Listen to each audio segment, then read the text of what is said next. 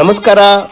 ಈ ದಿನ ನಾವು ಮಳವಳ್ಳಿ ಪಟ್ಟಣದಲ್ಲಿರೋ ಶ್ರೀ ಶಾರಂಗಪಾಣಿ ದೇವಸ್ಥಾನಕ್ಕೆ ಭೇಟಿ ನೀಡುತ್ತಾ ಇದ್ದೇವೆ.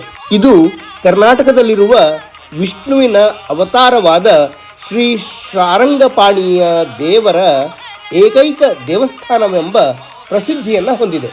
ಶ್ರೀ ಶಾರಂಗಪಾಣಿ ದೇವಾಲಯವು ಮಂಡ್ಯ ಜಿಲ್ಲೆಯ ಮಳವಳ್ಳಿ ಪಟ್ಟಣದ ಹೃದಯ ಭಾಗದಲ್ಲಿ ಹಳೆಯ ಕೋಟೆ ಪ್ರದೇಶದ ಮಧ್ಯದಲ್ಲಿ ಮುಖ್ಯ ರಸ್ತೆಗಳಿಂದ ಅತಿ ಸುಲಭವಾಗಿ ತಲುಪಬಹುದಾಗಿದೆ.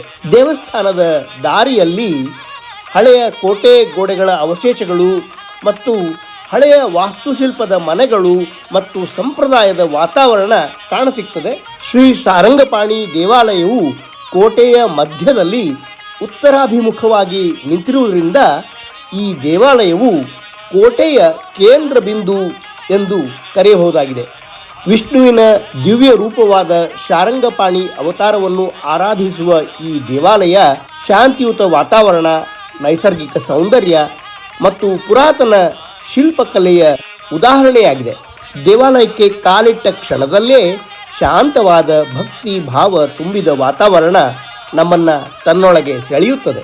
ಮಳವಳ್ಳಿಯ ಕೋಟೆಯೊಳಗಿನ ಈ ದೇವಾಲಯದ ಸುತ್ತಲೂ ಇತಿಹಾಸದ ಛಾಯೆಗಳು ಇನ್ನೂ ಜೀವಂತವಾಗಿವೆ. ದೇವಸ್ಥಾನದ ಗರ್ಭಗುಡಿಯಲ್ಲಿರುವ ಪುರಾತನ ಕಂಬಗಳು, ಮಂಟಪದ ಸುಂದರ ಕೆತ್ತನೆಗಳು, ಹಳೆಯ ಸ್ವರೂಪಗಳು ನಮ್ಮನ್ನು ಹಿಂದಿನ ಕಾಲಕ್ಕೆ ಕರೆದೊಯ್ಯುತ್ತವೆ. ದೇವಾಲಯದ ಘಂಟೆಯ ನಾದ ಮತ್ತು ಹಕ್ಕಿಗಳ ಕೂಗು ಇವು ಮನಸ್ಸಿಗೆ ಶಾಂತಿಯನ್ನು ತುಂಬುವ ಅನುಭವ ನೀಡುತ್ತವೆ.